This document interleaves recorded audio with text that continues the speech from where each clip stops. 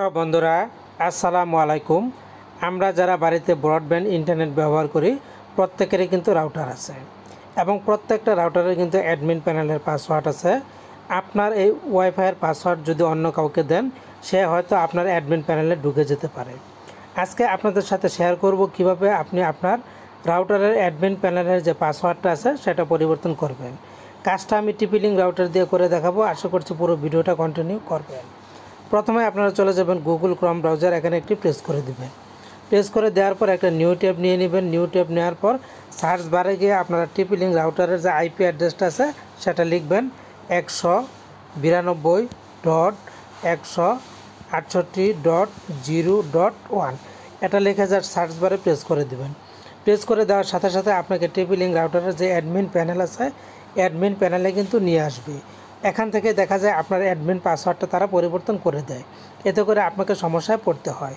তো টিপি-লিঙ্ক রাউটারের কিন্তু by default password দেওয়া থাকে অ্যাডমিন স্মল লেটারের ADMIN এবং ইউজার নেম পাসওয়ার্ড কিন্তু দুইটা একই ADMIN। তো আমরা দুই জায়গাতে অ্যাডমিন দিয়ে দিলাম, ইউজার নেম অ্যাডমিন দিলাম, পাসওয়ার্ড অ্যাডমিন দিলাম। এবার লগ ইন অপশন এখানে একটি প্রেস করে দেবেন। প্রেস করে দেওয়ার সাথে সাথে আপনাকে টিপি-লিঙ্ক রাউটারের অ্যাডমিন প্যানেলের ভিতরে নিয়ে যাবে।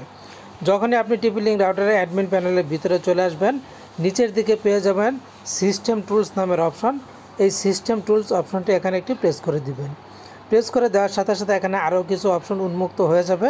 সেখান থেকে আপনারা চলে যাবেন পাসওয়ার্ড নামের অপশন, এখানে একটি প্রেস করে দিবেন। প্রেস করে দেওয়ার সাথে সাথে আপনাদের সামনে নতুন একটি ইন্টারফেস চলে আসবে। খেয়াল করুন, এই পেজটা চলে আসবে। এই পেজটা চলে আসলে এখন প্রথমে আপনাকে যেটা করতে হবে, ওল্ড ইউজার নেম, আপনার আগের যে ইউজার নেম যেটা বাই ডিফল্ট দেওয়া অ্যাডমিন স্মল লেটারে লিখে দিবেন। ওল্ড পাসওয়ার্ড অ্যাডমিন স্মল লেটারে লিখে দিবেন। এরপর নিউ ইউজার নেম, আপনি নতুন কি ইউজার নেম দিতে চাচ্ছেন সেই ইউজার নেমটা এখানে লিখে দিবেন। এবং এরপর নিউ পাসওয়ার্ড, আপনি নতুন কোন পাসওয়ার্ডটা দিতে চাচ্ছেন সেই নতুন পাসওয়ার্ডটা এখানে লিখে দিবেন। এরপর কনফার্ম পাসওয়ার্ড, এখানে কনফার্ম পাসওয়ার্ড করার জন্য নতুন পাসওয়ার্ডটা আবার লিখে দেবেন। এই কাজগুলি করার পর এখানে আপনি পেয়ে যাবেন সেভ নামের অপশন। এই সেভ অপশনটা এখানে একটি প্রেস করে দেবেন। সাথে সাথে আপনার এই নতুন পাসওয়ার্ড এবং ইউজার নেমটা কিন্তু সেভ হয়ে যাবে। তখন আর কিন্তু এটা দিয়ে কেউ প্রবেশ করতে পারবে না। তো আমি এখন এটা চেঞ্জ করতে চাচ্ছি না, সেজন্য সেভ দিলাম না।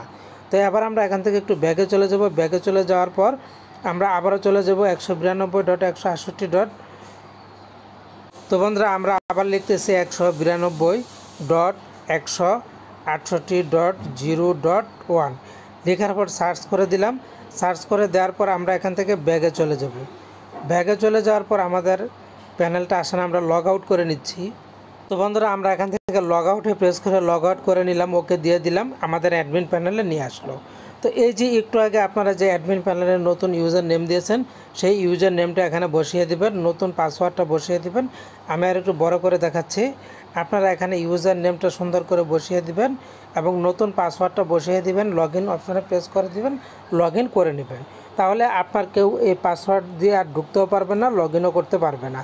তো বন্ধুরা, এই ছিল টিউটোরিয়াল। আশা করছি পুরোটাই বুঝতে পেরেছেন। ভালো থাকুন, ধন্যবাদ।